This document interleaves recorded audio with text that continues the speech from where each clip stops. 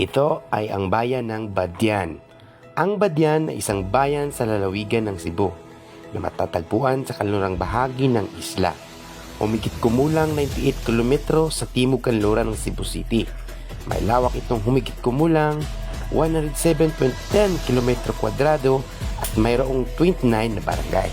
Ito ay pinamumunuan ng kanilang mabuting mayora na si Carmencita Lumain na mas kilala sa Palayaw na Ita.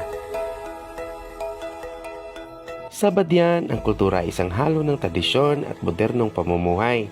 Kilala ang mga tao rito sa kanilang mainit na pagtanggap at pagkakaisa sa kanilang komunidad.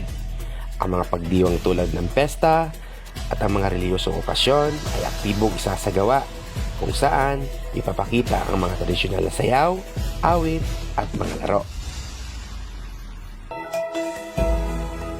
Ang pangunahing pinagkikitaan ng mga taga-Badian ay agrikultura at pangingisda. Maraming pamilya ang nagtatanim ng mais, niyog at gulay. Samantalang iba naman ay umaasa sa pangingisda. Gumagawa rin sila ng mga produktong gawang kamay tulad ng mga banig at basket na yari sa kawayan at mga dahon ng niyog. Ang turismo ay isa ring mahalagang industriya rito dahil sa mga likas na yaman at magagandang tanawin na makikita ng mga bisita mula sa iba't ibang lugar.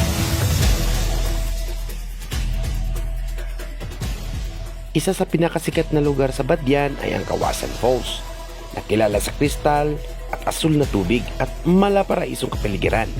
Nagsisimulang makilala ang Kawasan Falls noong dekada 80 dahil sa kagandahan nito at mula noon ay naging paboritong pasyalan ng mga turista.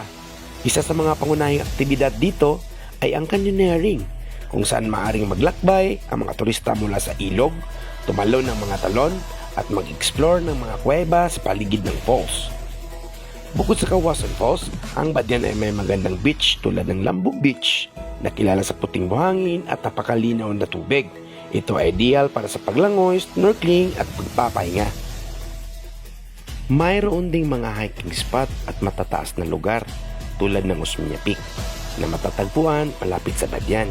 Ito ang pinakamataas na bundok sa Cebu at nag-aalok ng napakagandang tanawin ng isla kasama na ang mga limestone peak na bumubuo sa kakaibang anyo ng bundok. Ang mga bisita sa Badian ay maaaring mag-enjoy sa iba't ibang aktibidad tulad ng canyoneering sa Kawasan Falls, isang adventure na tumatawid sa ilog, mga bato at talon, snorkeling at swimming sa Lambog Beach, mainam para sa mga naghahanap ng mas tahimik na beach experience, hiking sa Osmeña Peak.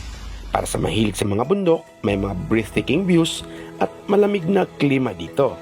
Ang Badian ay isang tunay na perlas ng Cebu na may natatanging halo ng kultura, turismo at likas na yaman na patuloy na umaakit ng mga lokal at dayuhang turista.